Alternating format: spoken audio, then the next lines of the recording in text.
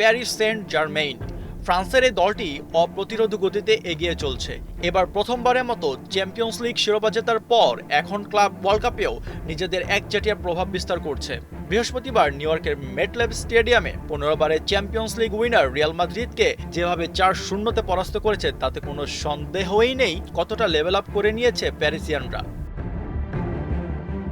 আজকের এই পিএসজি একসময় শুধুই ছিল প্যারিসের লিগ ওয়ানের অ্যাজ ইউজুয়াল একটা দল।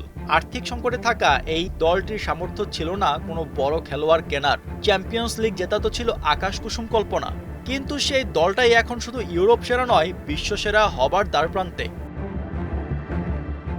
আজকের এই পিএসজির এই সাফল্যের পিছনে রয়েছে এক নীরব কিন্তু প্রবল ক্ষমতাধর ব্যক্তি, কাতারি ধনকুবের নাসের বিন ঘানিম আল খেলাইফি।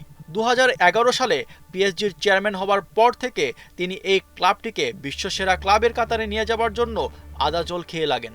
চারদিকে রীতিমতো টাকার বন্যা বয়ে দেন। মেসি, নেইমার, এমবাপের মতো বড় তারকা পিএসজিতে ভিড়িয়ে ক্লাবটির ব্র্যান্ড ভ্যালু বাড়িয়ে তোলেন বহুগুণ।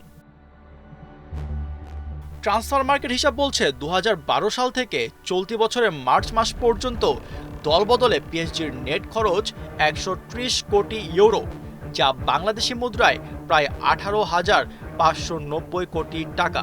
এখন আপনার মনে প্রশ্ন জাগতেই পারে, তাহলে ক্লাব মালিক নাসের আল খেলাইফির সম্পদের পরিমাণ কত, আর এত অর্থের উৎসই বা কি?